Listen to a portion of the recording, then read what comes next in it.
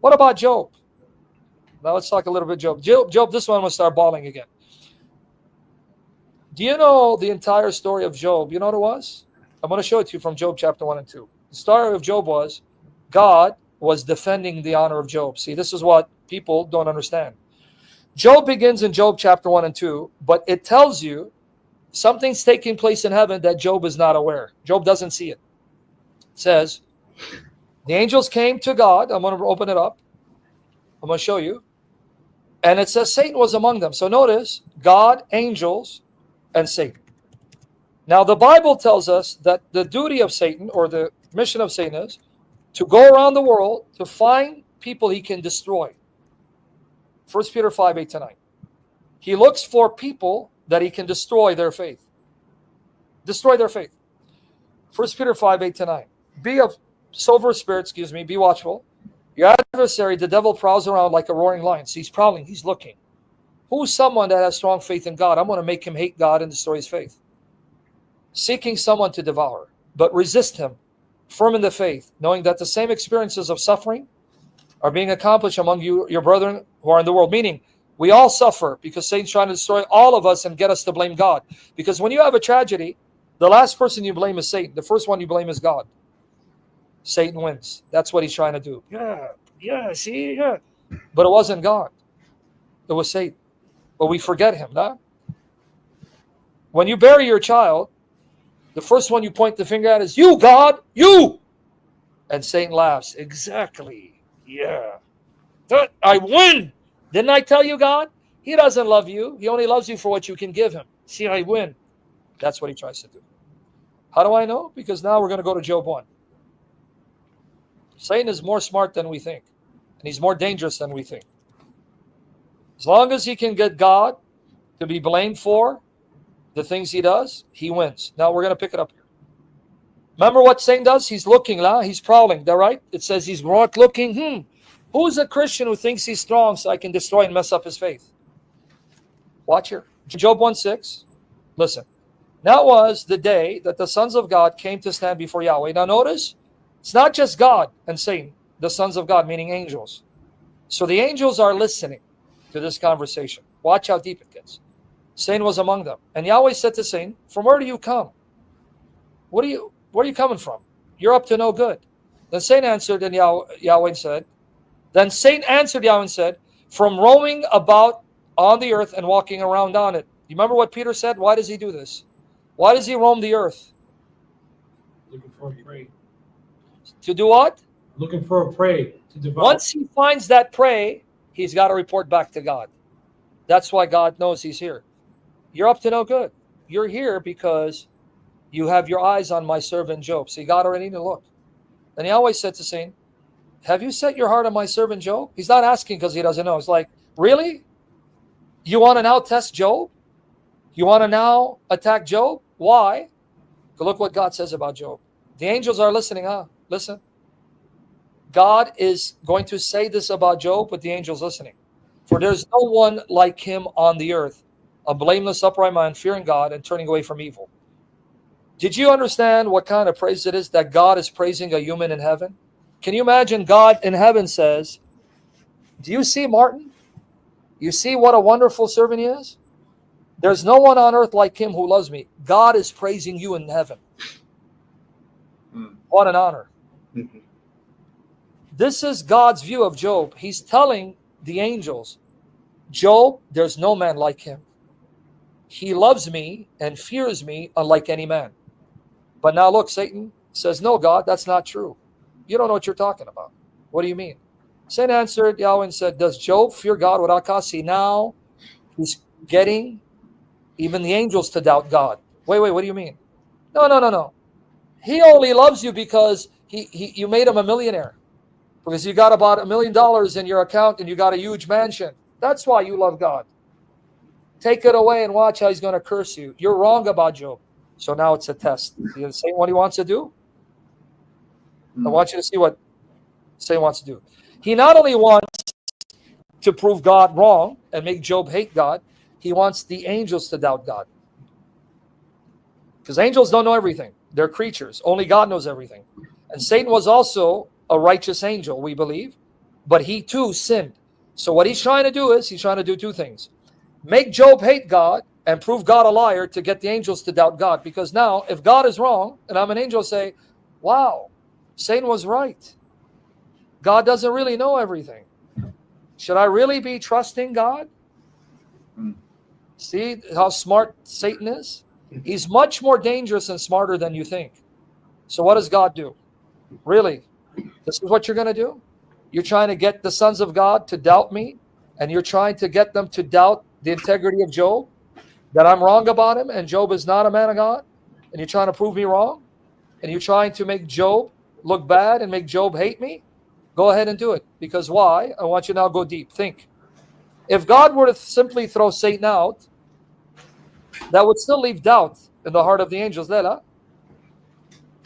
Yeah. Why? Because do you imagine someone comes and questions my authority and says, get the hell out of here. What are you going to think of me? Yeah. What's he hiding? If he's Why did he react so angrily at what he said? Did he hit a nerve? So God knows Satan, and God is more wise than Satan because he's almighty. Okay. Is that how it is? Okay, go ahead. So what's the story? After Satan fails the first time, takes away his children, takes away his money, he says, all right, you win here, God. You win. You're right about him. Now, the others are listening to it, huh? They can hear me? Yeah. Okay. Just make sure you guys stay focused. You win, because I want you to learn the lesson, because I'm going to apply it to all of you guys. You win. But guess what, God? I bet you if you let me attack him with sickness, let me strike him with cancer or Alzheimer's or dementia or arthritis, I bet you he's going to cuss you out, because a man will do anything for his own health. Really, you want to go that far? You still haven't learned your lesson? All right, go ahead. Go ahead, but do not harm his soul. His soul is mine. Skin for skin.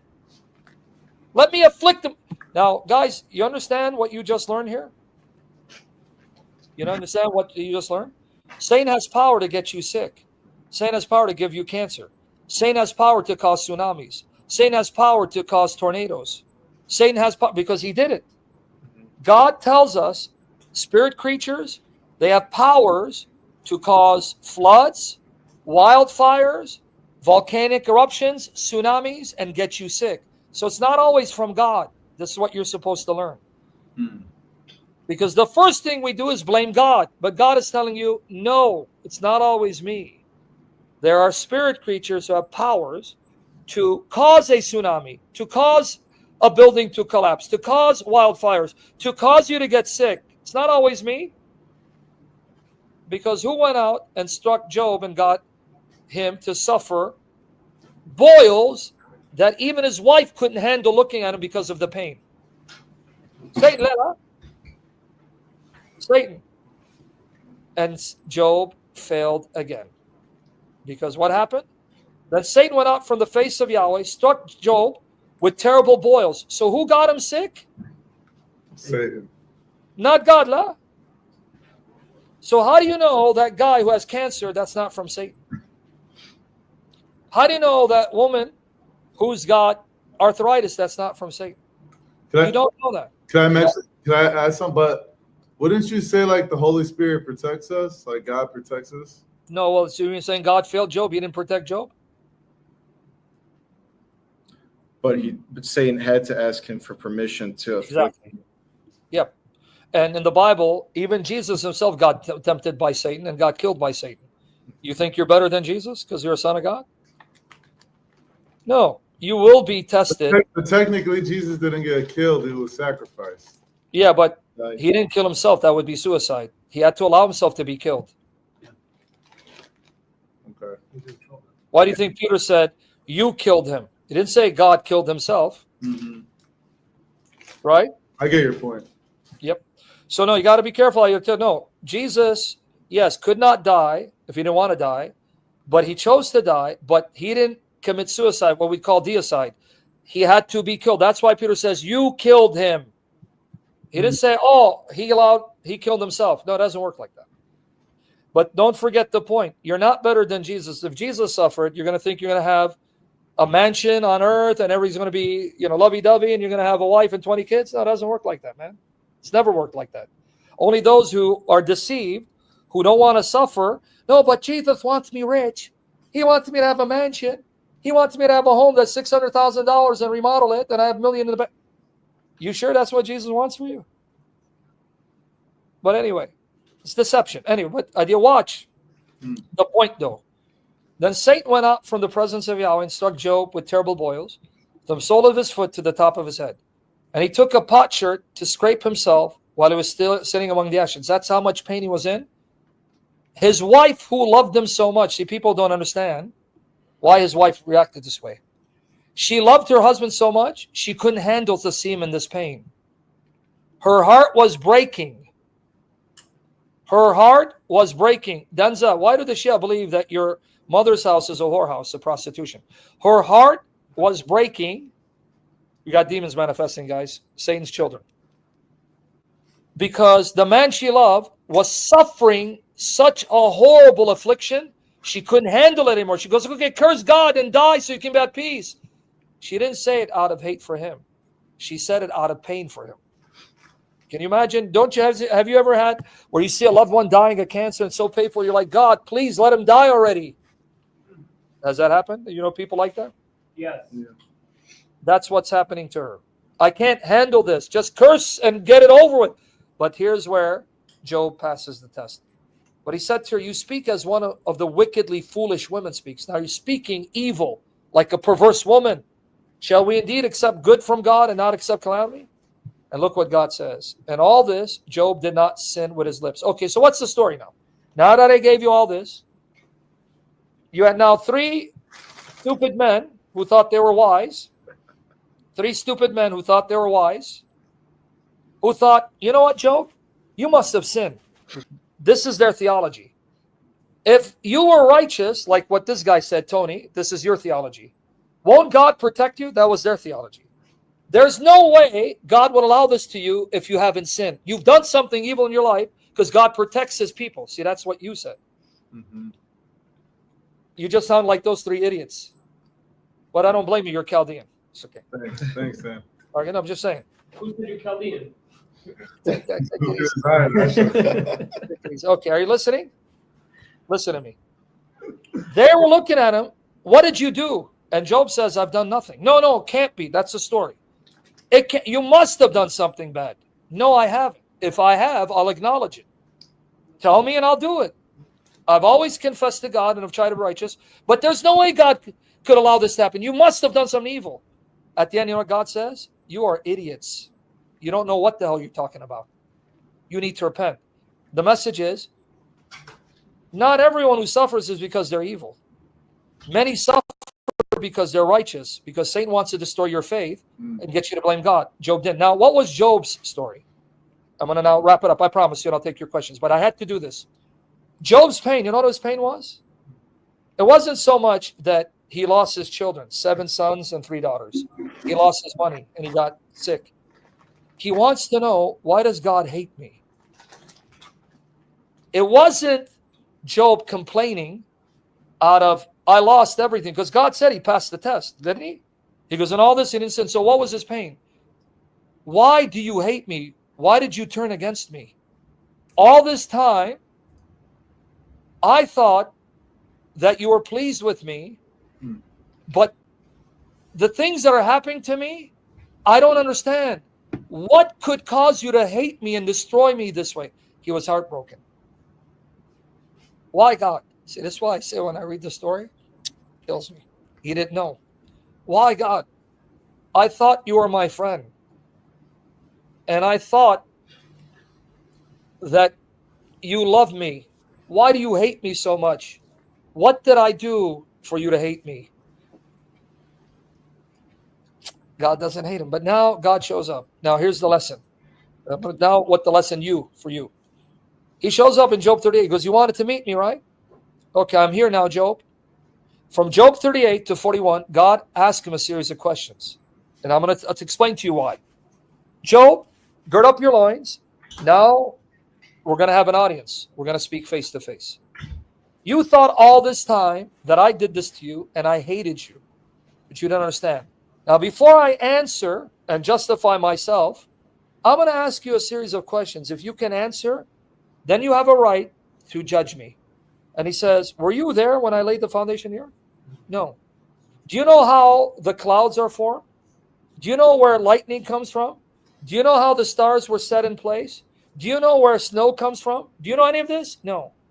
What is he trying to say? I am infinitely wiser than you. I know more than you can imagine. Why then sit in judgment of me? Why not trust me in my wisdom that what I did, there was a good reason for me to do it? Why then automatically assume I hate you? Now, God never gives Job the answer. He never told Job why. You know why this happened? We were given the answer. You know what the answer was? If God were to tell Job, he didn't get the answer. Read it. He never tells him. The story of Job is, this is what God would have said to Job. Job, Satan came to accuse you and said that you didn't love me, and he wanted to slander you and cause angels to doubt you.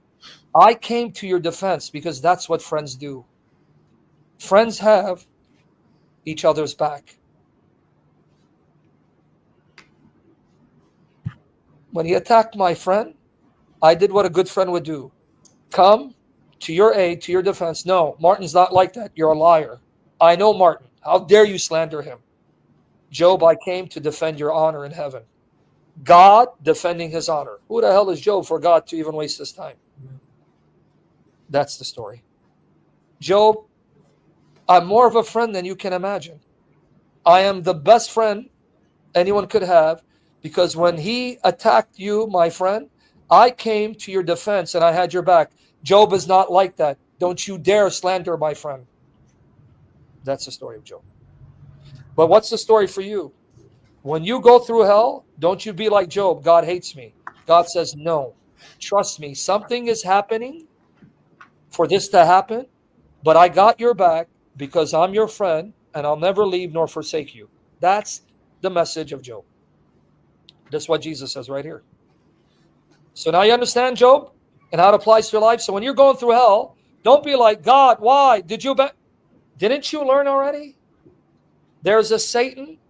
There are demons. There are evil forces that are going to mess up your life to get you to doubt me. Don't you know me already that I love you? And I loved you so much that I chose to die in order to have you than live without you. What more can I do to show you? Don't doubt. Trust. That's the message. And Jesus says, not only Job is his friend, you can be his friend too, right here. John 15, 12 to 15. Ready? That's the message. John 15, 12, 15. This is my commandment, that you love one another just as I've loved you. Look, greater love has no one than this, that one lay down his life for his friends. You are my friend. Look, he didn't say you're my slaves. No, you're more than that. You are my friends if you do what I command you. No longer do I call you slaves, for the slave does not know what his master is doing. But I've called you friends. For all things that I've heard from my Father, I've made known to you. Jesus is saying, I'm your best friend. And I love you, and I'll never allow anyone to slander you. Trust me, I got your back. That's the message. Mhm. So I hope that answered your question. I took over an hour to answer, but I had to. No, Because that was incredible. I just wanted to. That was a beautiful way to say it. I never think of it. I mean, not that I could, but I never thought of it that way.